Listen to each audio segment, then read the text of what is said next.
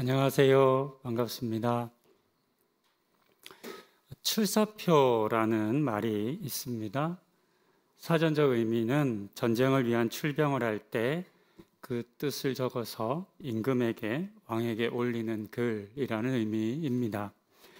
유래는 중국 삼국시대의 총나라의 군사였던 제갈량이 위나라를 토벌하기 위해서 군사를 일으키며 황제인 유선에게 바친 상소문에서 시작되었다라고 합니다. 출사표에는 전쟁의 명분은 무엇인지, 또 전쟁을 누구와 함께 어떻게 할 것인지, 또 전쟁을 통해서 무엇을 얻게 될 것인지 등 다양한 내용들이 적혔다고 합니다. 이런 내용뿐만 아니라 출사표는 전쟁에 참여하는 군사들과 또 가족들을 보낸 모든 사람들의 마음을 하나로 모으는 그런 효과도 있었습니다. 출사표라는 말은 오늘날에도 여전히 사용되고 있습니다. 출사표를 던지다 라고 하는 관용구로 많이 사용되는데요. 들어보셨을 겁니다. 곧 선거가 이제 있습니다. 또 여러 선거 앞에 보면 후보로 나오는 사람들이 이런 말을 많이 사용합니다. 뿐만 아니라 새로운 일을 시작하는 사람들이 자신의 뜻과 포부를 밝힐 때도 널리 사용하고 있습니다. 사람들이 출사표를 던질 때 보면 말을 잘하는 사람은 자신의 말로 합니다. 하지만 때로는 자신의 말보다는 다른 사람의 말을 빌어서 하거나 아니면 고사성어와 같은 과거의 글들을 읽는 것으로 대신하기도 합니다. 그리고 어떤 때는 이런 짧은 고사성어나 옛날 말들이 훨씬 더 많은 의미를 전달하기도 합니다. 이런 것처럼 저는 오늘의 본문을 읽으며 이사야서의 말씀을 읽으신 예수님의 모습이 마치 사역을 시작하시기에 앞서 출사표를 던진 것처럼 그렇게 여겨졌습니다. 이 땅에서의 사역을 아직 본격적으로 시작하시기 전에 앞으로 자신은 누구와 함께 일할 것인지, 또 어떤 사람들을 위해 일할 것인지, 또 그들에게 어떤 일들이 일어날 것인지를 긴 내용을 본문의 아주 짧은 2개의 절로 이렇게 보여주시고 있기 때문입니다. 누가복음을 기록한 누가 또한 이런 의도로 본문을 기록한 것처럼 보입니다. 누가복음을 잘 읽어보면 누가복음은 예수님의 출생부터 사역을 하시는 이 시작점까지 이렇게 하나의 흐름으로 어렸을 때부터 이어지는 흐름으로 쓰여집니다.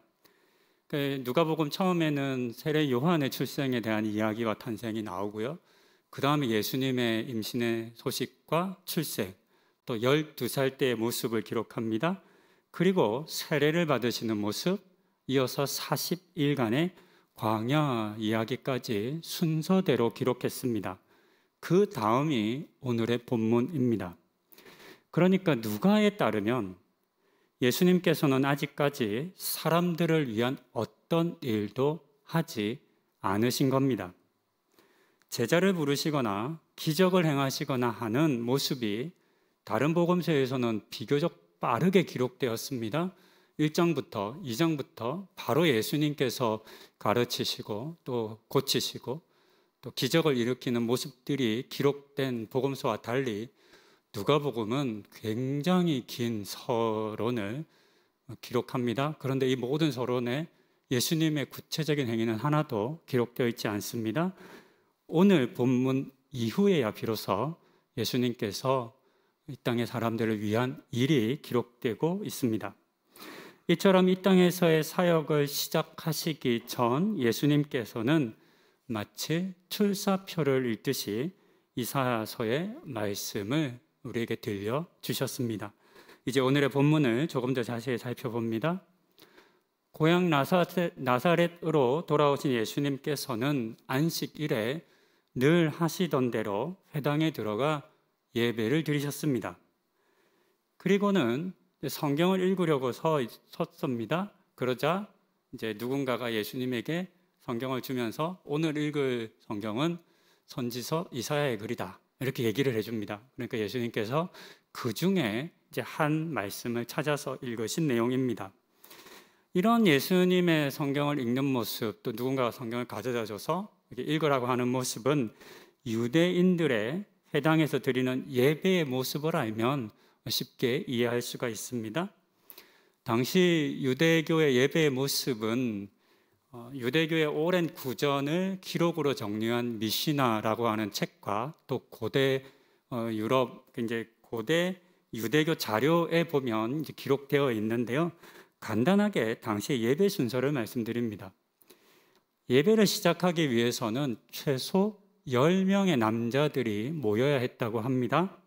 사람들이 모이면 회당의 관리를 담당하던 회당장의 인도로 예배가 시작됩니다. 가장 먼저 하는 일은 신명기 6장 4절부터 9절에 기록된 소위 우리가 말하는 쉐마라고 하는 말씀을 다 함께 암송하는 것으로 예배는 시작됩니다. 암송이 끝난 이후에는 함께 기도를 드렸습니다. 그때도 이제 기도문들이 있었기 때문에 그 기도문을 읽는 것으로 기도를 드렸습니다. 그 다음 순서가 성경을 읽는 순서입니다. 근데 이때 성경을 두 곳을 읽습니다. 먼저는 모세오경을 일컫는 토라 중에 또 한 말씀을 읽고요.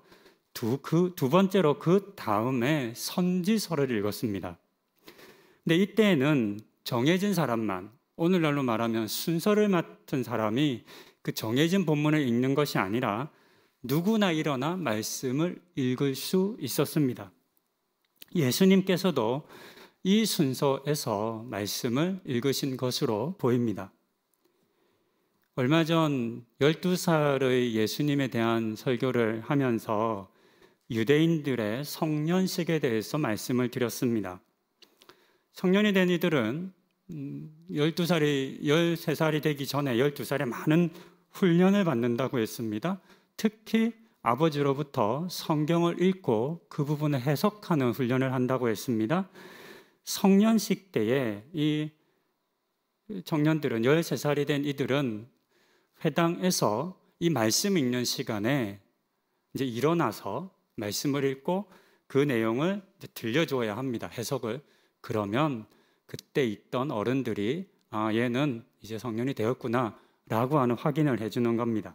바로 이 시간에 이루어졌습니다.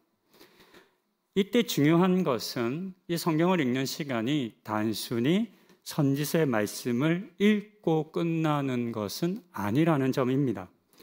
성경을 읽은 사람은 왜 자신이 그 성경 본문을 선택해서 읽었는지 그 이유와 또 그 말씀이 어떤 의미인지를 해석해서 풀어주어야 했습니다. 오늘의 본문 제가 함께 읽은 20절도 보면 예수님께서 이사야서 61장 1절과 2절의 말씀을 읽고 난 다음에 자리에 앉으니까 사람들이 주목했다고 기록합니다. 무슨 의미냐면 이제 무슨 말을 할지 들어보겠다.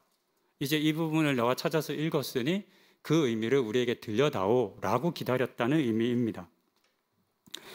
오늘 본문에서 읽지는 않았지만 이 22절 이후에 보면 예수님께서 이 말씀에 대한 자세한 이야기를 들려주신 것 같습니다. 성경에 기록되어 있지 않기 때문에 어떤 의미인지는 잘 모르겠지만 22절에 따르면 유대인들은 예수님의 은혜로운 말을 듣고 놀랍게 여겼다라고 그렇게 기록하고 있습니다. 본문에 기록된 것처럼 예수님께서 읽으신 말씀은 이사야서 61장 1절부터 2절입니다. 누가복음 4장 18, 19절에 기록된 것과 조금 다릅니다. 큰 차이는 아닌데요. 그래도 이사야서도 한번 읽어보도록 하겠습니다. 여호와의 영이 내게 내리셨으니 이는 여호와께서 내게 기름을 부으사 가난한 자에게 아름다운 소식을 전하게 하려 하심이라.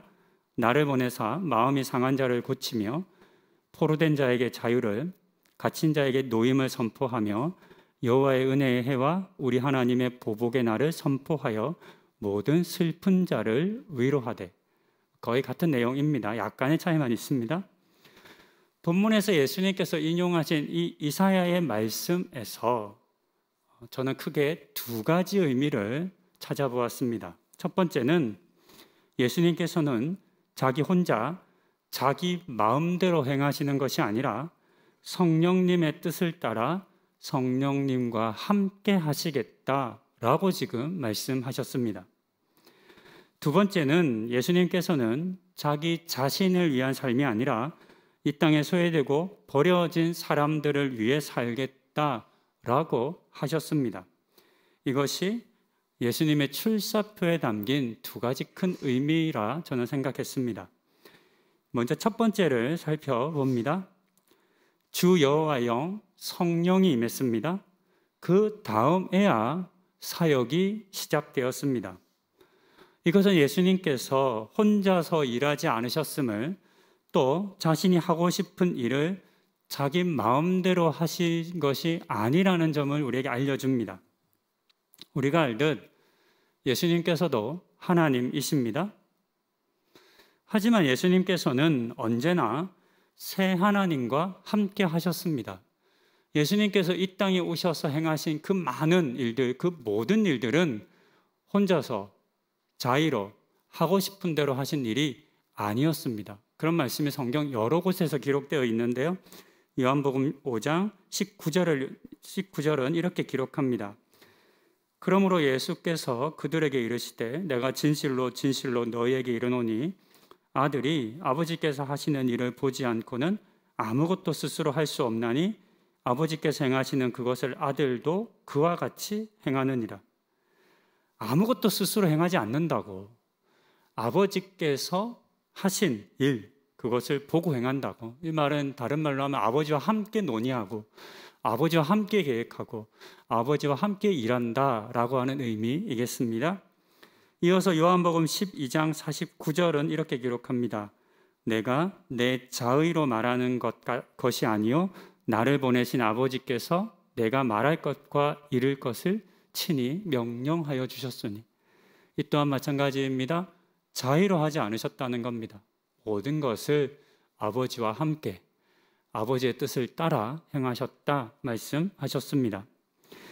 이외에도 성경 여러 곳에서 예수님께서는 혼자 일하시지 않고 성부 하나님과 성령 하나님과 함께 일하셨음을 말씀해 주셨습니다. 이 땅에 버려지고 소외된 사람들, 도움을 필요로 하는 사람들, 죄로 말미암아 죽을 수밖에 없는 사람들을 위한 일, 그들을 구원하는 일은 예수님 혼자만의 일이 아니었습니다. 태초부터, 창조 때부터 함께 하셨던 새 하나님이 함께 하시는 그런 일이었습니다. 그리고 이 말씀은 예수를 믿고 또 예수를 본받아 살아가겠다라고 다짐하고 결단하는 오늘의 우리가 누구와 함께 일을 해야 할지, 누구의 뜻을 따라 살아야 할지를 보여주는 말씀이라 하겠습니다. 하나님이신 예수님조차도 혼자 일하지 않으셨습니다. 함께 일하셨죠. 그렇다면 우리는 어떠해야 하겠습니까? 한 치 앞도 알지 못하는 존재가 사람입니다. 자신이 하는 말과 일이 어떤 의미인지를 온전히 다 알지 못하는 존재입니다. 그래서 사람은 혼자 일할 때 많은 어려움을 겪습니다. 사람이 혼자 일하는 것보다 여럿이 일하는 게 더 좋다라고 하는 것은 역사적으로 많은 경험을 통해서 우리가 이미 알고 있는 바입니다. 실제로 사람은 사람과 함께 일하는 게 도움이 됩니다. 그래서 오죽하면 속담이 생겼겠습니까? 백지장도 맞들면 낫다. 아주 작고 사소한 일이라 하더라도 그것을 혼자 하려 하지 말고 함께 할 때 더 쉽게 또 더 좋게 일할 수 있다라고 하는 의미이겠습니다. 스스로는 잘한다고 생각하지만 실상은 오히려 많은 사람들을 고통스럽게 하고 잘못된 길로 이끌 수도 있습니다. 사람은 혼자 일하면 안 됩니다. 그러면 실수하고 실패하게 되고 그럴 때 돌이킬 수 없고 회복할 수 없게 됩니다. 그렇기 때문에 우리는 함께 일하는 법을 배워야 합니다. 무엇보다 성령님과 하나님과 함께 일할 수 있어야 하겠습니다. 성경을 보면 우리와 함께 일하기 원하시는 성령님에 대한 이야기를 굉장히 많은 곳에서 들려주십니다. 성령님께서도 우리와 함께 일하시기 원한다라고 알려주시는 겁니다. 누가복음 12장 12절입니다. 마땅히 할 말을 성령이 곧 그때에 너희에게 가르치시리라 하시니라. 우리가 무슨 말을 해야 할지, 박해받고 고난받고 어려움에 당하고 또는 지금 아무리 생각해봐도 그때 뭐라고 할지 알지 못하는 그때에 성령님께서 우리를 도우셔서 우리와 함께 하셔서 우리가 할 말을 가르쳐 주신다라고 하는 그런 말씀입니다. 요한복음 14장 26절입니다. 보혜사 곧 아버지께서 내 이름으로 보내실 성령 그가 너희에게 모든 것을 가르치고 내가 너희에게 말한 모든 것을 생각나게 하리라. 성령님께서 가르쳐 주신다고, 성령님께서 생각나게 하신다라고 하는 약속입니다. 이처럼 성령님은 예수님만 도우시는 분이 아니라, 예수님과만 함께 하시는 분이 아니라 오늘의 우리와도 함께 하시는 분이시며 우리를 도우시는 분입니다. 이 사실을 기억해야 하겠습니다. 그리고 성령과 함께 일하는 우리가 되어야 하겠습니다. 그리고 우리는 내 마음의 생각대로, 내 계획대로 되어야 한다는 고집과 교만을 내려놓아야 하겠습니다. 사람들이 함께 일하지 못하는 이유가 여기에 있습니다. 동업이 잘 안 된다고 그러더라고요. 쉽지 않다고. 처음에는 같은 마음으로 시작하지만 시간이 지나고 이런저런 일들을 겪다 보면 알게 모르게 자신의 고집이 생기고 그러다가 이제 갈등하고 다투게 된다고 합니다. 우리가 성령님과 함께하지 못하는 이유, 우리가 하나님과 함께 일하지 못하는 이유도 어쩌면 여기에 있지 않겠나 싶습니다. 성령님의 말씀하심과 또 인도하심이 내가 원하는 것과 다르기 때문에 그것대로 가기 싫어서 하는 그런 우리 모습이 있을 수도 있겠습니다. 겟세마네 언덕에서 예수님께서는 이 잔을 내게서 돌려주시기를 정말 간절히 기도하셨습니다. 땀이 피가 되도록 꼬박 밤을 새시며 기도하셨습니다.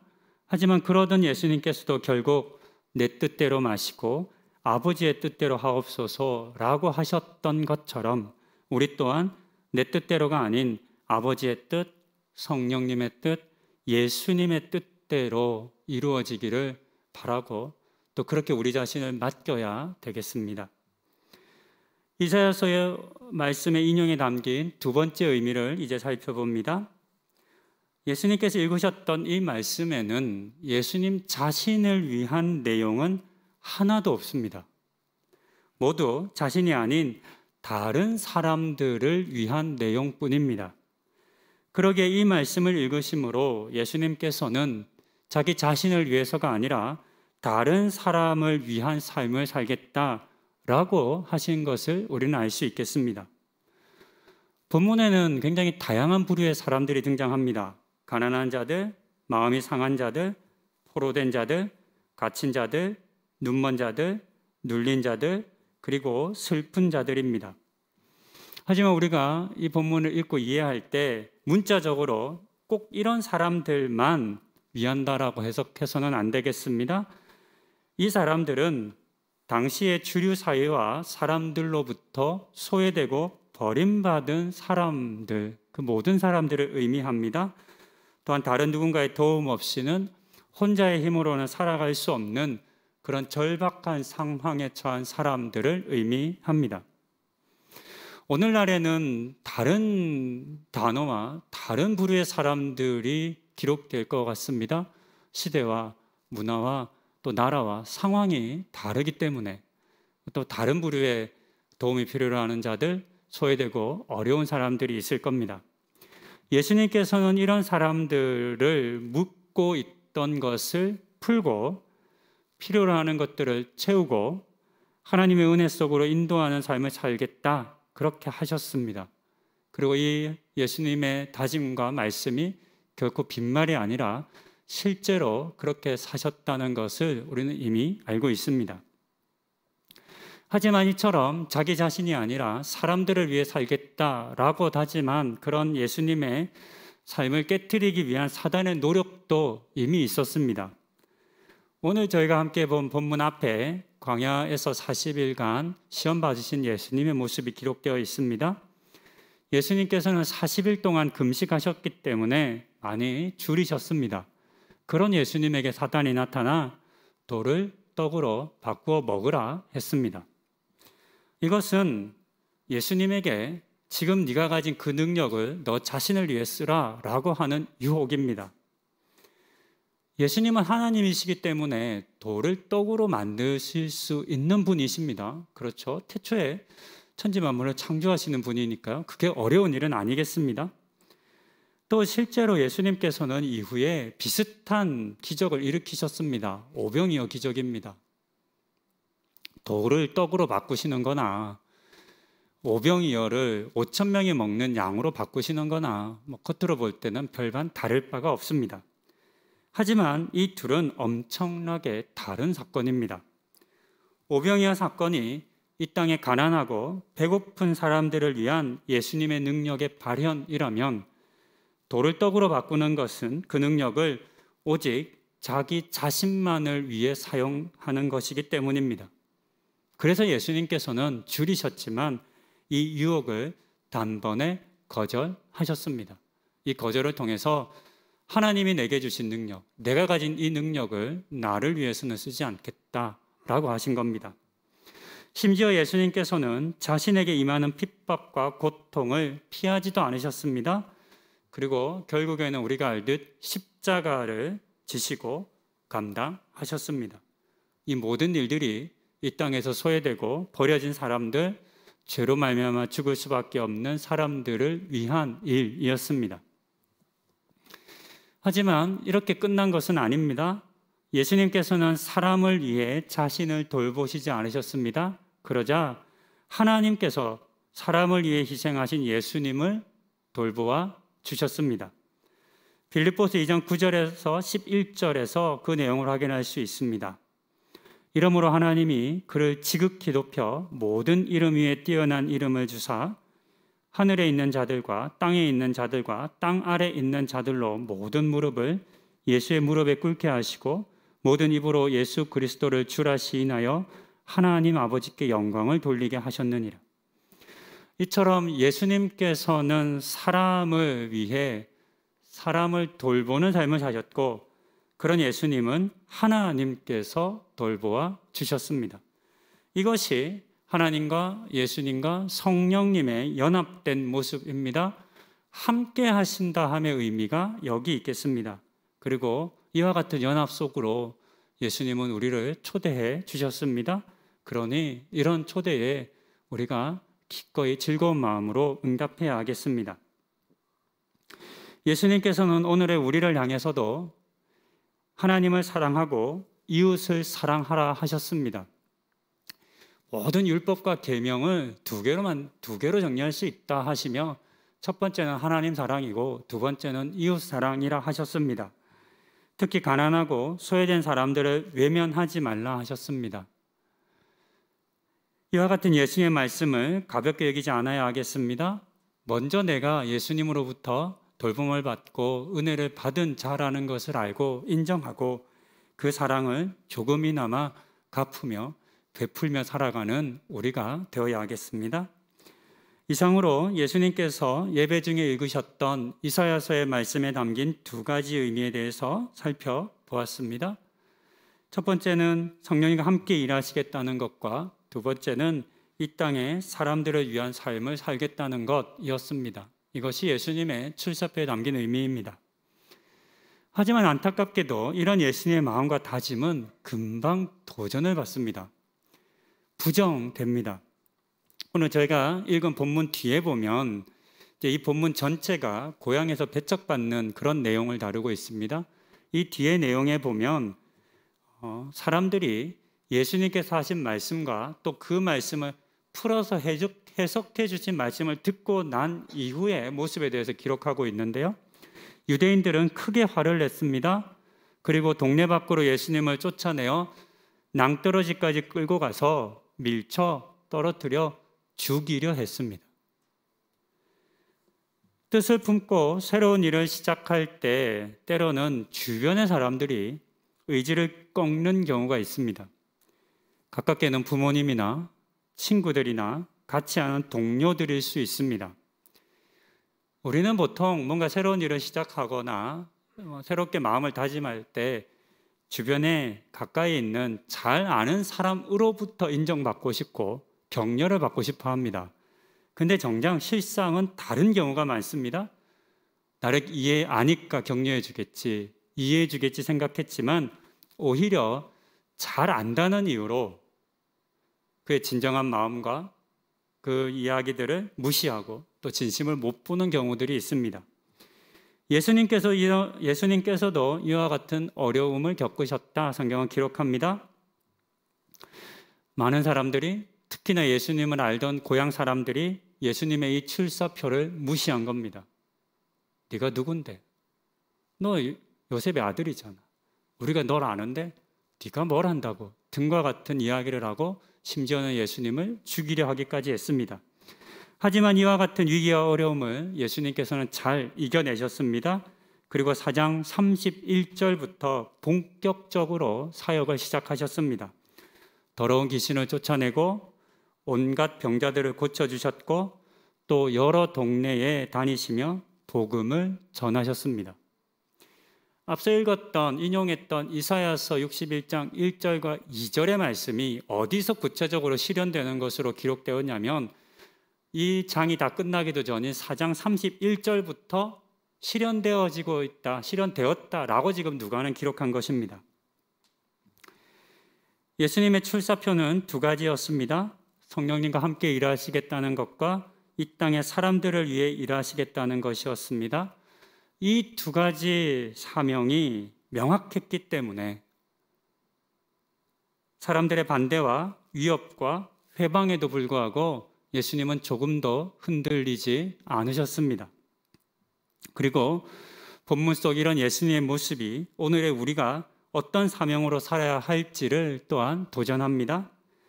나 혼자 잘난 것처럼 착각하지 말고 성령님을 의지하고 성령님과 함께 일해야 한다는 것, 나만을 위한 삶이 아니라 이웃을 위한 삶을 살아야 한다는 것이겠습니다. 우리가 이렇게 다짐하며 살 때 이런 우리를 예수님께서 위하여 주시고 돌보아 주실 것입니다. 이것을 믿고 이 사명을 품고 살기를 다짐하고 도전하시는 우리 성도님들 되실 수 있기를 권면드립니다. 오늘 이 본문에서 예수님께서 출사표를 던지시듯 읽으신 이 이사야서 61장 1절과 2절의 말씀이 단순히 예수님만의 출사표가 아니라 오늘 우리의 출사표가 되면 좋겠습니다. 우리 성도님들의 매일매일을 살아가시는 그 삶에 던지는 출사표가 되어 성령님과 함께 일하시고 또 이 땅의 모든 고통받는 사람들을 위하는 우리 성도님들의 삶이 되시기를 권면드립니다. 기도하시겠습니다. 주님이 보이시고 행하셨던 것처럼 먼저 하나님과 하나가 되어 함께 일하게 하옵소서. 이 함께함으로 이 시대에 소외되고 버려진 사람들을 돌아보게 하옵소서. 꼭 그렇게 사는 우리 모든 성도님들 되는 은혜 허락하여 주시옵소서. 이 모든 말씀 우리 주 예수 그리스도의 이름으로 기도드립니다. 아멘.